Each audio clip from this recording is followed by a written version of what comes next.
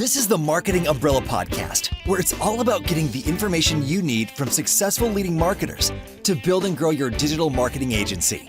Brought to you by Itamar Shafir, founder and CEO of Umbrella, the technology platform and brand that is powering thousands of marketing agencies around the country. Find him at umbrellaus.com. Now, here's your host, Kevin Pruitt. This is the Marketing Umbrella Podcast. My name is Kevin Pruitt. It's my honor to host another great guest this week. He's the co-founder of Mailshake, a sales and engagement software used by 62,000 sales and marketing professionals. He also owns 4 other SaaS companies under Ramp Ventures. With over 20 years of marketing experience, he has led the digital marketing strategy for companies like Salesforce, Mint, Cafe Press, and many other Fortune 500 caliber companies. I want you to join me in welcoming Sujan Patel to the Marketing Umbrella Podcast. Sujan, thanks for joining us today. Yeah, thanks for having me. Excited to share some probably lessons and stories people can use to grow their businesses. So I appreciate, sometimes when we ask people to share their bio, sometimes it's like a 13-chapter book, but yours is pretty short, but you have such an extensive track record. What else could you add to this that would really kind of round it out for our audience? It's actually quite lengthy, but I gave you the short version. Maybe people know this, but I actually started out in the agency world. My first business was a marketing agency, a digital marketing agency, specifically SEO, and then all things kind of content marketing, and then pretty much full service digital marketing agency. That's kind of how I started. That's like number one. Number two is ever since I started a marketing agency, I wanted to get out of the marketing agency world. I'm sure you can relate as well as many of our listeners too. That's right. Yeah, I've been trying to be not in the agent selling time for money world. For 20 years. But anyways, and then one other thing that's crazy about me is I built this company called Single Grain. That was my first business.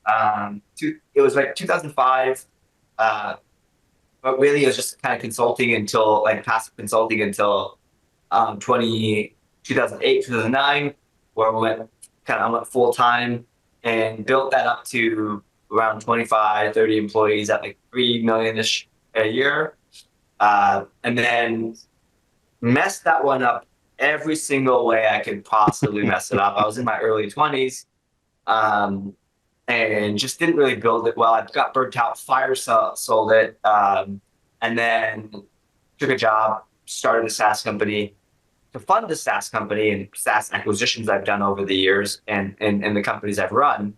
Companies I run now, I actually started another marketing agency and I felt like all the pain and the misery went away in like gray matter in my brain. And I was like, this wasn't, an agency couldn't be that bad. What could go wrong? And so I started another one as a joint venture. But this time, I didn't do the things that burned me out. So there's some lessons I can share there. But anyways, that agency is Web Profits. It still exists. I ended up getting out of that when my SaaS companies took off, and it still exists now, and they do good work in SaaS and e-commerce. Well, we'll chase a lot of rabbits today from in different directions, but I've got a question for you that you sparked. I told you before you hit the record button that you're going to say things that are going to cause me to have some good follow-up questions. So one in particular, and I've wanted to ask this question. I just never have asked founders that have shown some success historically, but is there a scenario where it's almost like a false success run where you have such a good network, or you just happen to be plugged into the right place or the right people, that you have early success, but it's actually like a false dawn? It's like, man, I'm selling like crazy. I must be doing all kinds of things right. And then all of a sudden that kind of honey hole runs out, Is that, was that part of your story as well, that you were thinking, hey, I had so much early success because I was well connected, or, if I was doing some things wrong? What was the kind of round that story out a little bit for us? Yeah. So I think, so most people see success when they start seeing sales, and they take their best month or their latest month or their current month and say, times 12. I'm now Exactly. doing 1 million or 2 million a year. Well, Yeah. hold on. You didn't do that yet. Yeah. It's projected. Calendar, yeah, it's projected. It can happen. Usually does happen when you see growth. So, so failure, like weird success sign number one is you're looking at the projections. Hmm. You got to actually print 1 million, 2 million, 3 million, whatever it is, that year, and look backwards and say, did you actually do it? And am I growing the next year? Right. Hmm. So people find a lever to grow, and they're like, oh, boom, it's growth. Failure sign, a success sign that's really a failure number two is that is not a linear growth curve forever, Hmm. but your brain, how hard you work, really wants you to think that way. Hmm. Um, and so it's not. But my point is, you haven't figured out your growth levers, Right. or maybe that growth, like the thing you're using, the thing that's growing your business right now, can't scale infinitely. Hmm. Usually doesn't. No growth lever scales infinitely or like that far. So you're thinking like, how far can I build this? Number three is you make a lot of money, but you have no profit or no cash, Mm. right? So Yeah. biggest issue with agencies is they're cost heavy, like they're people heavy. You got to invest. You need more people. You need to build the team or systems and invest so that you can service the revenue. And then there's also delay in payment and whatnot. Hmm. And what that really does is it eats away from your profits. And so, hey, look, you have a $5 million business. Are you making 1 million, 2 million, $3 million? Can you make that for 5 years? You know, are you? And then like number four is you are the hero. Like you're an awesome salesperson. You're an awesome strategy. You just can't figure out how to scale it. And I think Hmm. like I would say in that order of humps to Hmm. go, like challenges and obstacles to overcome. Frankly, I made those mistakes, all of them. Luckily, on my second agency, I didn't make as many of those mistakes. And so like I'm backwards from four to one. Four, the hero symptom, hire a salesperson. These are the two biggest things I've seen agencies all the time. Hire a salesperson or a sales team to help sell. Don't be the one always selling. Right. Come in as the expert, but don't be the one that's like following up, blah, blah, blah. Like Right. you could do it and probably is easy, but I guarantee you a salesperson can be way more aggressive, position you as an expert and Hmm. sell and close more deals.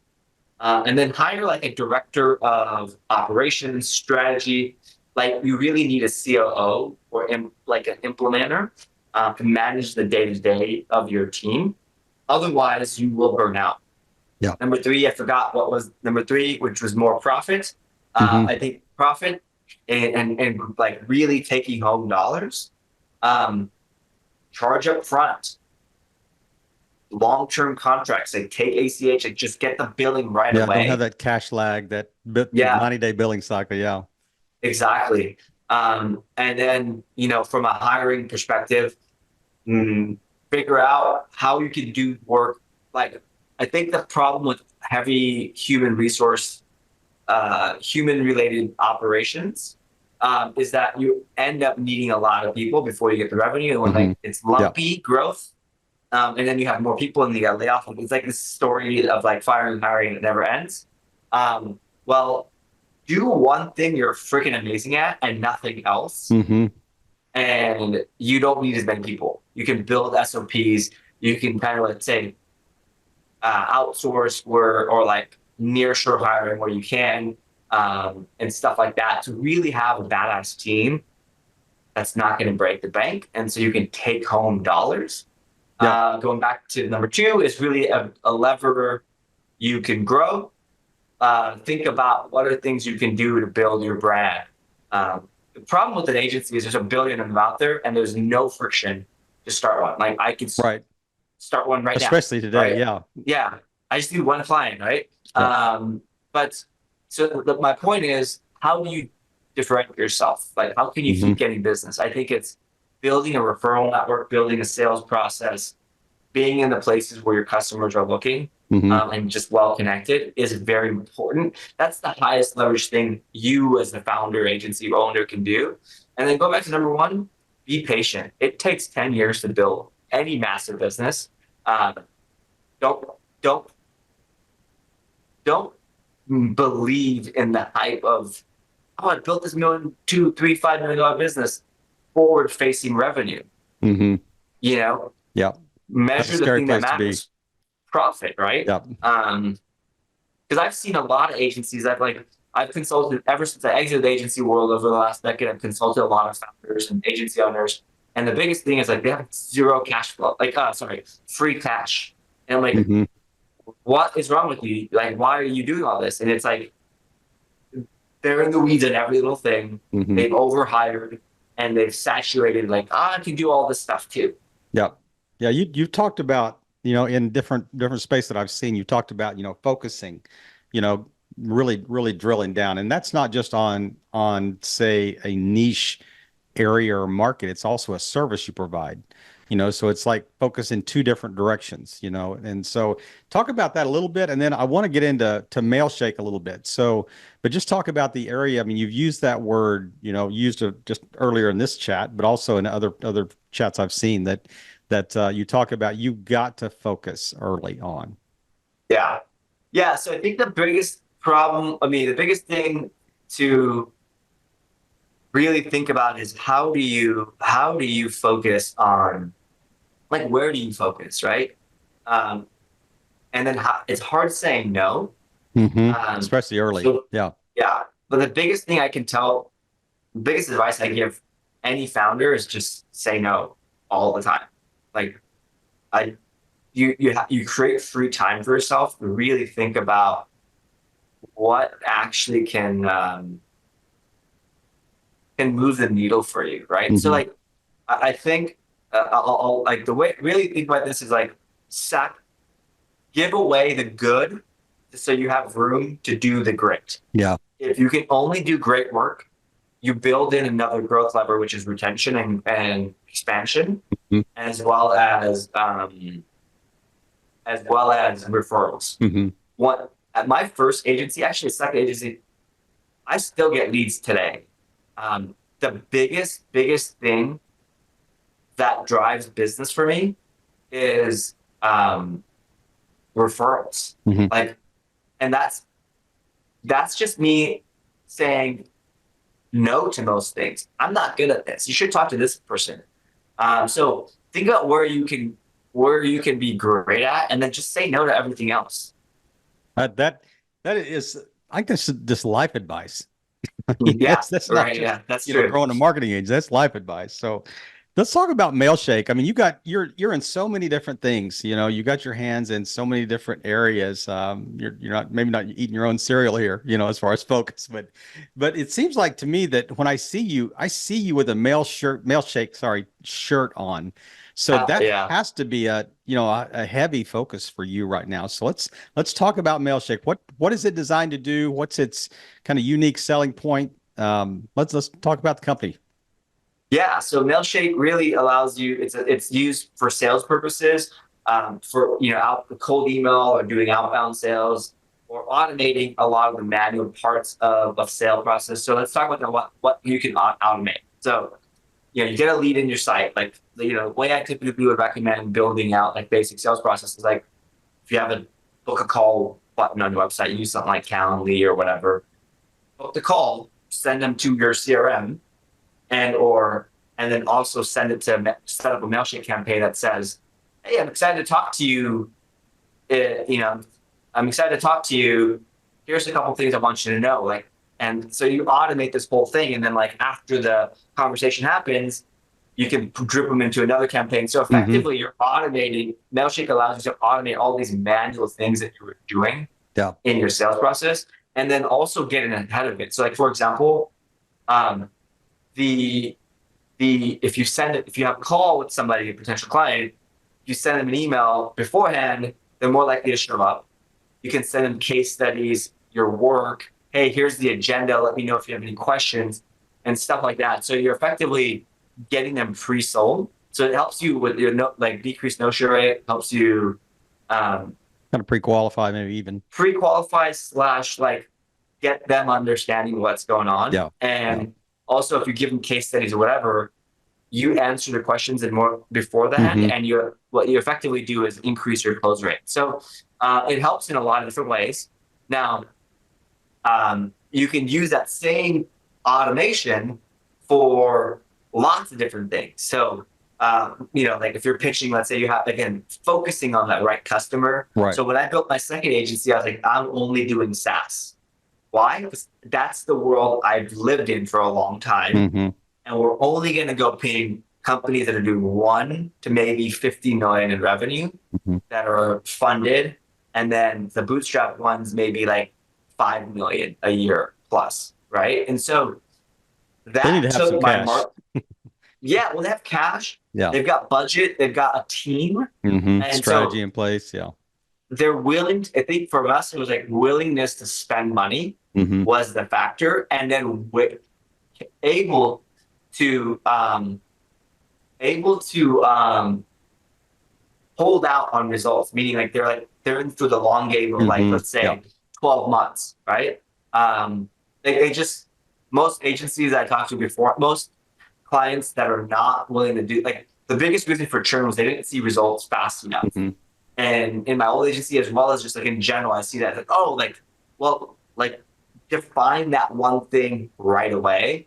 And we're just like, look, it's going to take you 12 months. Expect 0, and then like month 12, all the revenue.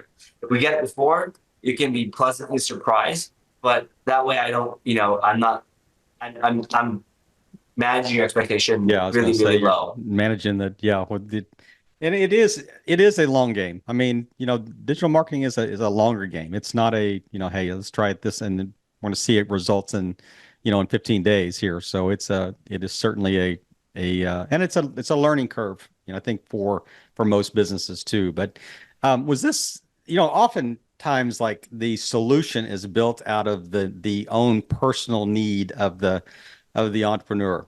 So was Mailshake a need for you, say in another company that you thought, you know what, we're going to build it like it for our internal use, and then, hey, this is actually, good enough to this is actually a product. This is a marketable product. So what was the origin of the genesis story here? Yeah, exactly. So that's a great question. That's exactly what happened. I was a VP of marketing at a SaaS company, funded SaaS company, and I was working a lot with the sales team. And like, man, and I really need a tool to just kind of automate a lot of this like pre and post work, as well as a tool to kind of like go ping people, do outbound sales. And at the time, there was like, I'd say like, what was it? Yes, where it was like one of the only options. And it was just in Gmail. It was really clunky. I used it, but like kind of get my sales team to use it. And so I was like, I should just build something. And so I was like, I found, I emailed my co-founder that built something similar. And I was like, hey, I got this idea. Would you be blah, blah, blah? Like, would you be interested in doing this? And, I effectively convinced him to build this idea. And I didn't really know. This was like, I was at a company I was an employee at a company that's burnt out from being an entrepreneur. And I was like, I have no freaking clue if this is going to work. But I'm going to consider, my wife is getting her MBA. And so I was like, I'm going to consider this my MBA. Let's see if I can get something to work in this period of time. And I was able to. I would say it was way easier and harder than I thought. And again, I didn't think too hard about like what the category is. I didn't do like how big can this space be and all that stuff. All I did was I have a need. And will other people buy this? Do other people have this like problem too? Yeah. And it's like, I'm willing to kind of just build something to get practice. So Mailshake was actually just like my practice run. I was like, who cares? If it doesn't work, I'll just I wasted some money and a lot of time. I'll just, whatever. Well, it turns out it kind of did. And it kind of did. It took a long time from like kinda to scale. And so I learned that lesson of like, don't be fooled by early growth and really look for traction. And traction, what that looks like is you got an agent, you have customers, you have clients. Whatever you're saying you're going to do works for them, and then they're bringing you more business. Yeah, I was going to say that they're creating referrals. Yeah. Yeah. If you're not getting referrals, right, you're not actually doing the results you say you are as well as you think. So that's kind of my my 2 cents. I want to ask you a question, just your own personal experience. Do most people not get referrals because the product's not good enough and the satisfaction, the NPS is not high enough for the client, or do you think it's because they're just simply not asking for them? Not asking for them aggressively enough. The biggest thing is I've made this mistake multiple times. If you're not asking your clients or customers to do something for you, you're missing out on a whole lot of growth and just free money. So I mean, what I mean is just literally go ask them. What's the worst that can happen? Like, no. Yeah. I mean, or they just drop it. Yeah. They don't do it. Yeah. Yeah. So, that's okay. I think that's certainly a valid question. I think the idea that says, you want to provide value first. You want to, I guess, deliver on your promise, on your brand promise, your product promise. Yeah. But, I think asking for that. And a lot of times it's a phone call. It's send an email. It's hey, give me a name of somebody I can reach out to. And do you mind if I share your name, in that conversation type thing. So exactly. I think it's certainly low friction, for your client base. But as you look back and, you kind of, walked in multiple different avenues in this space, what are some kind of key lessons that you've learned leading agencies that you think would help, our audience members, especially if they're, maybe a little earlier on the journey, that's saying, I'm trying to build this right. What are some foundational principles that, what are 2 or 3 just really solid foundational principles? If you're doing the work, you haven't built a company. You are the company. Yeah. You are the company. So here's the ultimate test for that. Can you disappear for a week? And if you can't, then you haven't hit that's like the lever number 1, right? If you cannot put more money and grow the business, then you haven't hit lever number 2, which is growth. That's the problem. I think most people get stuck with 1 million, 2 million, 10 clients. They get stuck with this okay business. And okay is great, but you're always all it is just a better job. Yeah, it's just lifestyle business at that stage, or maybe not even that. If you're working harder, I would argue that it's not lifestyle. You're kind of you get good money, you get better money, but you're working for it, right? Yeah, that's exactly. just you can go, it's the bankers in Wall Street, they work their ass off for their money. They make a lot of money, but if they stop, they would not make a lot of money. And that's the difference between being an employee and building a business and wealth. Is just can you build that engine? And so really this point you're going to get stuck in. And this is actually a point where you got to look internally and say, do you want to do this? Because sometimes you build a business and you're I don't really want to scale. So my first agency, we made this mistake. We're going to go at 2 million in revenue. Let's go to 10. Let's go all in. And so that meant we hired a shit ton of people. And this 2 to 10 range, I'd say, is very low profit. So you want to get there fast because you need a lot of people to serve, and you need to spend a lot. You need to go out there and be everywhere. And we didn't make it, but we still spent the money. And so it was a failure. And we got stuck there for a long time. So that means I wasn't making much money. So it was stuff like that. Do you really want that? If I asked myself that in hindsight, I would probably say look, I've got this $2 million business. It's making $500,000 to $750K a year in profit.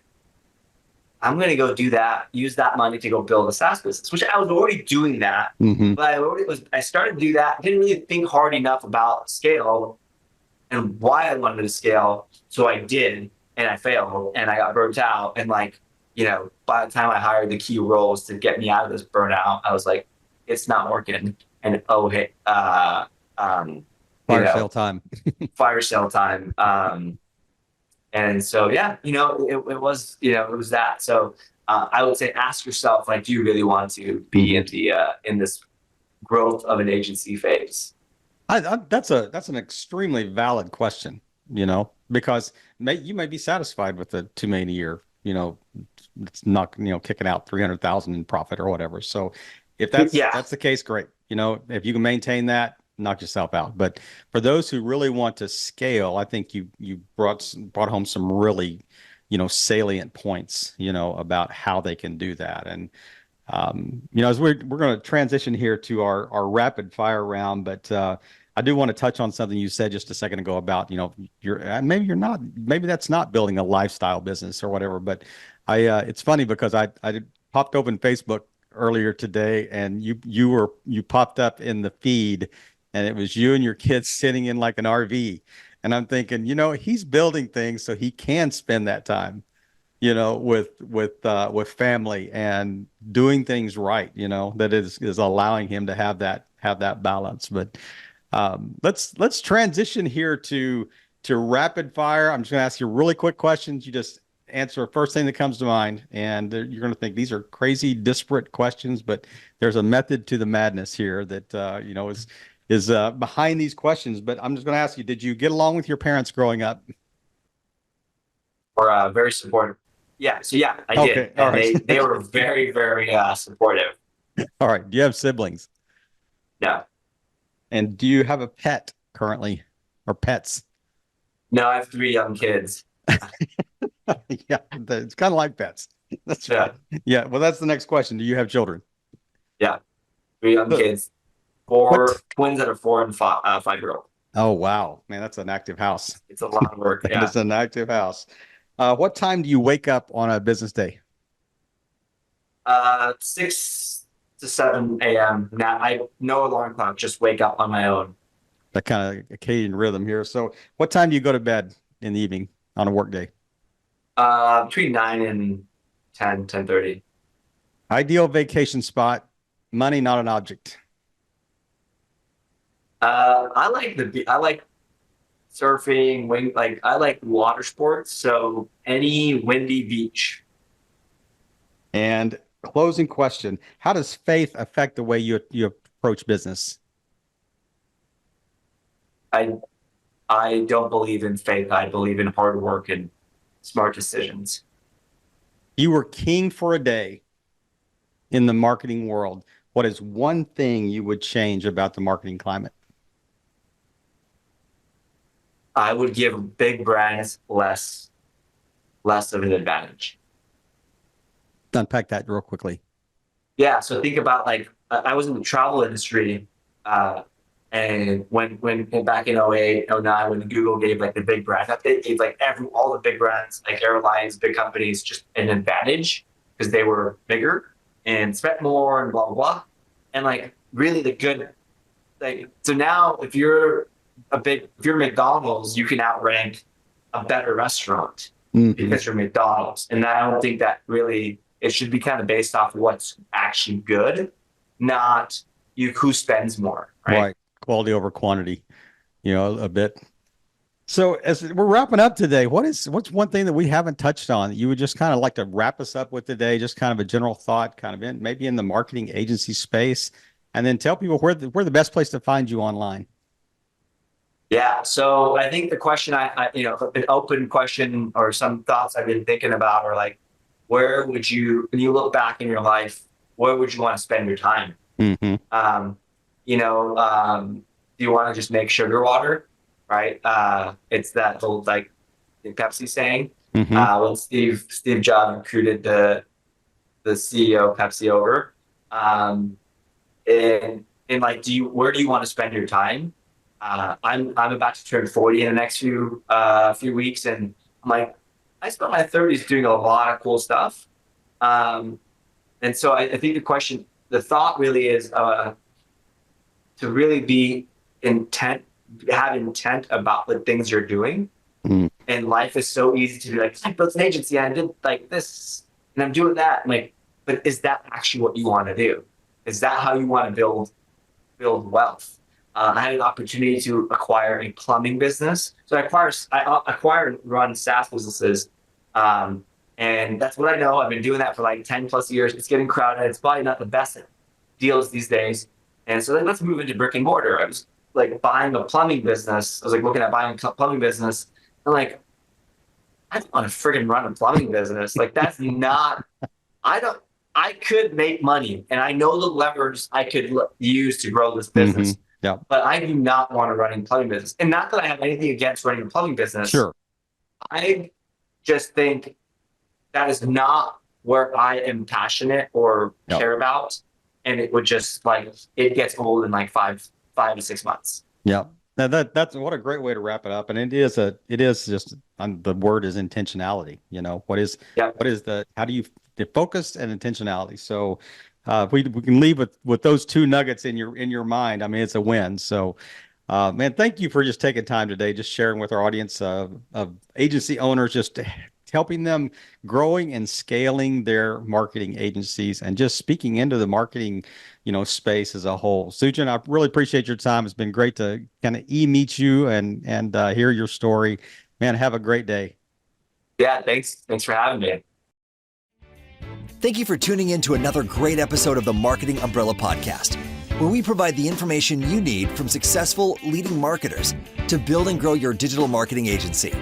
To learn more, go to umbrellaus.com.